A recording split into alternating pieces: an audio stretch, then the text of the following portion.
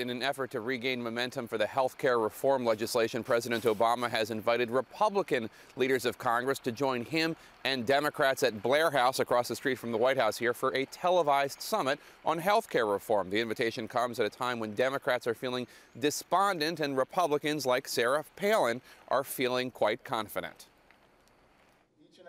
The president said Republicans would be joining Democrats for a meeting on health care reform. What I want to do is to look at the Republican ideas that are out there. The president was praised for engaging with Republicans at their retreat a couple weeks ago. The White House wants to replicate that scene.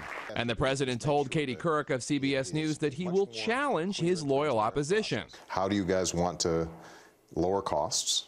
How do you guys intend to reform the insurance market so people with pre-existing conditions, for example, can get health care? This invitation comes at a time when Republicans and conservatives feel they have the White House on the defensive, as seen at the Tea Party convention in Nashville this weekend, where Sarah Palin gave a very campaign-like speech. Now, a year later, I got to ask those supporters of all that, how's that hopey-changey stuff working out for you?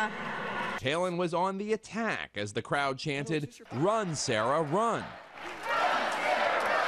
Attacks that continued on Fox News Sunday. When he's up there at, I'll call it a lectern, when he is up there and he is telling us basically, I know best. We are going to tell you that, yes, you do want this essentially nationalized health care system. The president's taking another crack at health care reform, but he compared the forces he's facing to the winter storm called in D.C. the snowpocalypse. Sometimes we may be moving forward against the prevailing winds.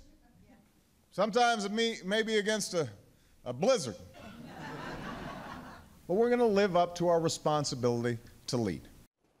And there was an interesting moment during that Tea Party convention, George, when Sarah Palin was doing the Q&A session of her speech. She looked down at her hand, and it turns out, as we found out through a photograph, she had written crib notes on her hand. She'd written energy, the word budget was crossed off, she'd written tax, lift American spirits. There was a lot of negative buzz about this on the internet. So in response, yesterday, Palin wrote on her hand at an event in Texas, "Hi, Mom."